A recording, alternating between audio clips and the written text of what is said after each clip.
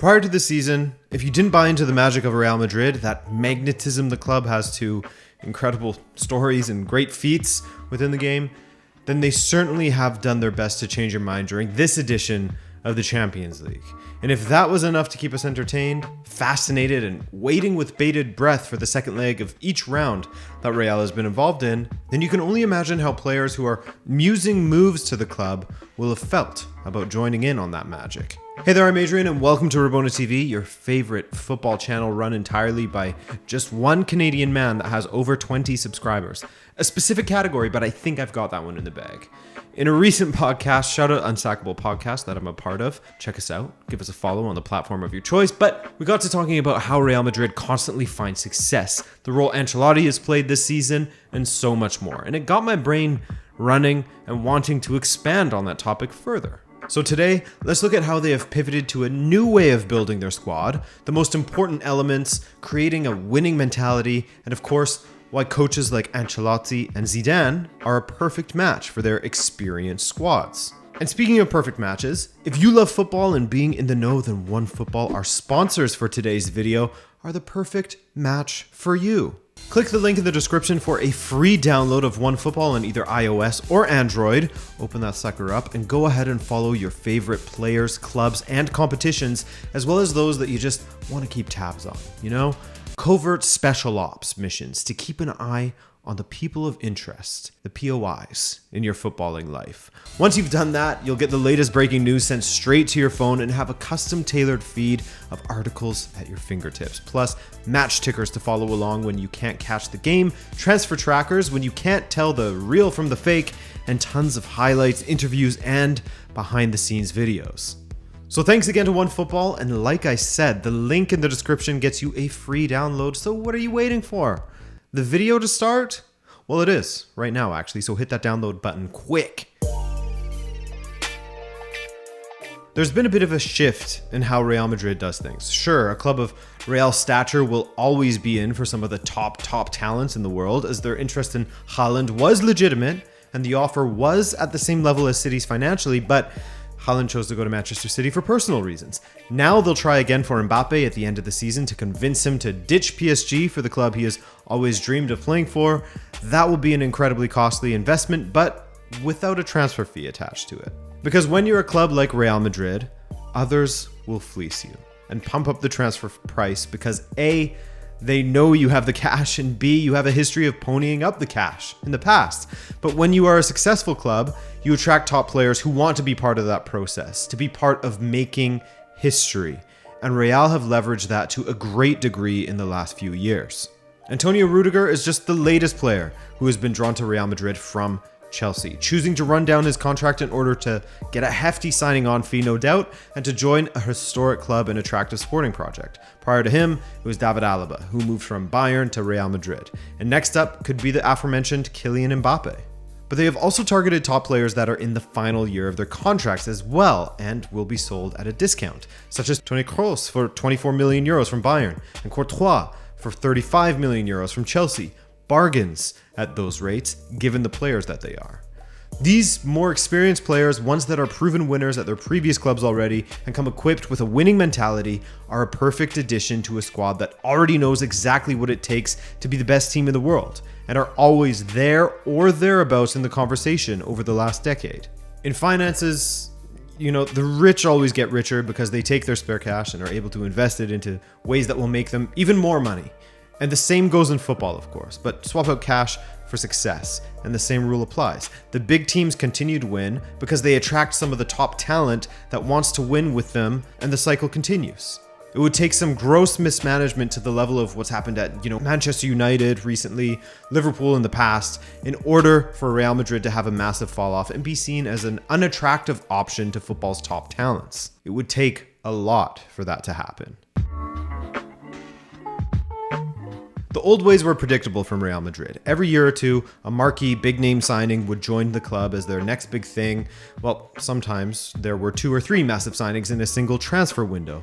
With that came the aforementioned fleecing of Real Madrid. Incredibly inflated prices for the players that they brought in, but it felt like at one time Real embraced it. They were the elite of the transfer window, the 1%, if you will. The team that could convince a player both with the mystique and history of the club, which is undoubtedly a massive draw, and helped along by not being afraid to splash massive amounts of cash and make players the next record-breaking transfer. However, we started to see them change their ways a bit around 2017, 2018 or so. And yes, Hazard was another galactical signing, if you will, but they have slowed that down greatly.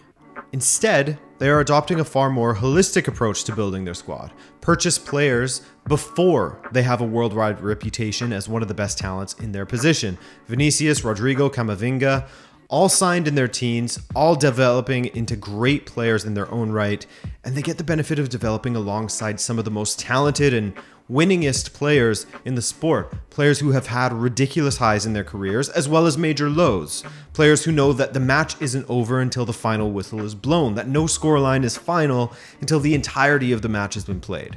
Not just when faced with adversity, but making a habit of winning. And the standards that are required in the work you do on and off the pitch, your lifestyle, nutrition, everything, it's all encompassing having a winning mentality.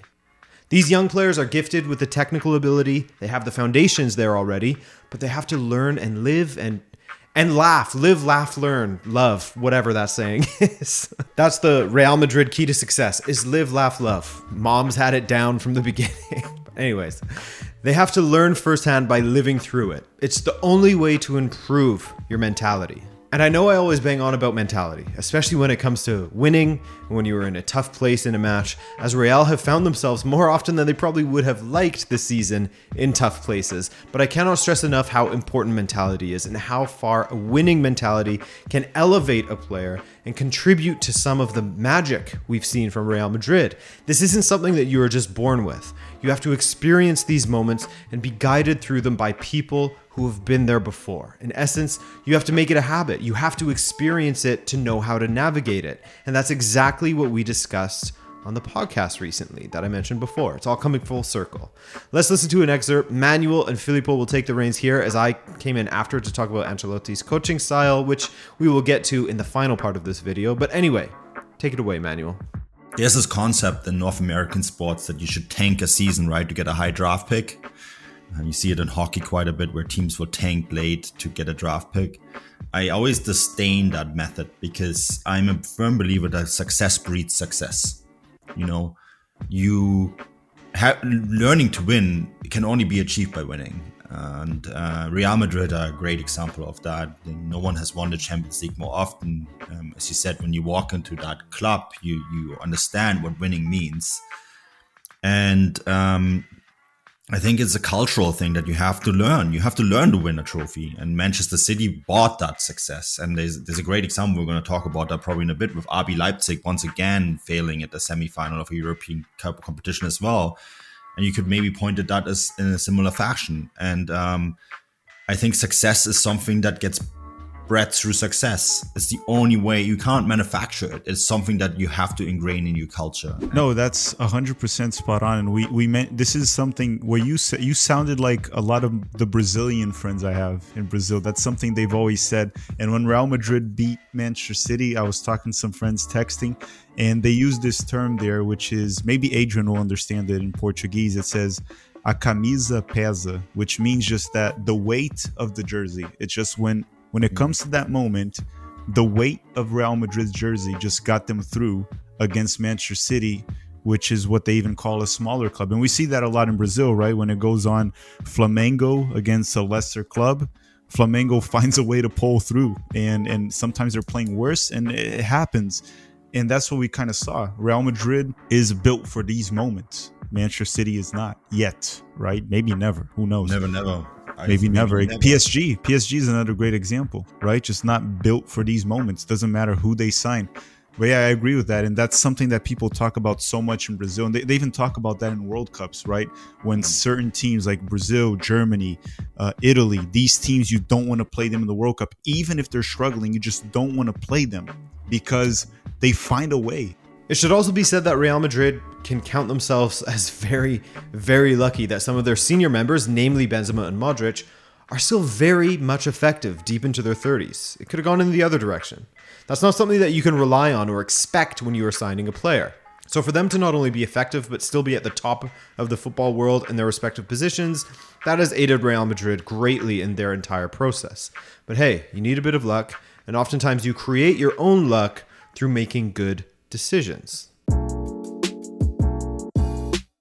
And finally, what would a great squad be without a great manager? Without a manager that knows how to guide them, knows when to get involved, knows what players need to hear at certain moments. Longtime viewers of the channel will know that I respect Ancelotti, but I was very critical of him at both Napoli and Everton, where he just was not a fit at the club, and that's not entirely his fault. He's never been a quote-unquote builder. He's always been a manager that you bring into a side that already knows how to win, a side that has fantastic players, but could be slightly dysfunctional or just needs someone to get them all pulling in the right direction, in the same direction I should say, and allow their ability to shine through. His time at Napoli and Everton weren't good. And perhaps you could point to his time at Bayern as well. In fact, you can, where his laid-back style of management just wasn't a fit with the culture at Bayern Munich. But beyond that, he has elevated truly talented squads. He takes a good squad and makes them great.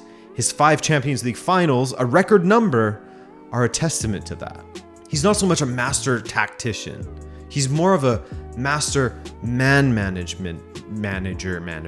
What? He's more of a master of man management. And while some will laugh at him for the scenes in extra time against Manchester City, in which he was discussing with Toni Kroos and Marcelo who should be brought on, that's exactly what has contributed to his success. As Kroos said, quote, "The coach himself had doubts about who he would bring in now and who not to. Then we exchanged opinions, and that's just the way he is. If he has doubts, he talks to us. That's why he gets along so well with the team." Harmony goes a long way. Again, many would see this as cringe, but not so many teams are packed with players like Real Madrid. And I know that sounds like I'm fawning over them, but it's just a fact. And it's a similar approach that Zidane took in the past, and an approach that brought incredible results quite clearly. It's said that Zidane too would allow the senior players to have their say in the dressing room, at times even allowing them to deliver the pre-match or halftime talks when he felt that it was appropriate, while at other times he would take the lead, most often actually. And Ancelotti seems to be the same. On top of that, the players would respect the opinions of both Zidane and Ancelotti because they know for a fact that they can relate to what the players are going through. They've been there, done that, won that, and have lived through every facet of professional football. Sometimes when you have a squad with a high footballing IQ and world-class ability, less is more, or at least that seems to be the Ancelotti approach. Don't get too in the way of the players, don't try to force them out of their comfort zone too much, provide them with stability and a platform for them to exhibit what they are capable of, and see the results that just showing some trust in them can yield. This is why Ancelotti works for Real Madrid or that fantastic AC Milan side. The relaxed approach breeds creativity amongst these success-hungry players, but it may not work at a Napoli or Everton where further structure and hand-holding is needed. Not the case at Real Madrid, where the players know exactly what is required to win, how to do it, and how to pass on this winning DNA to the younger generation. And that will be all from me for this video, at least. I'm sorry, that's not all from me forever. In fact, I'm going to have another video for you tomorrow. Yes, the content train is really up and running these days, fellas. Thanks for all of the support lately. It's very much appreciated. And thanks for coming by and, maybe dropping a like or subscribing if you're new around here. Beyond that, I'm Adrian. Thanks for spending time with me, and we'll see you tomorrow. Ciao.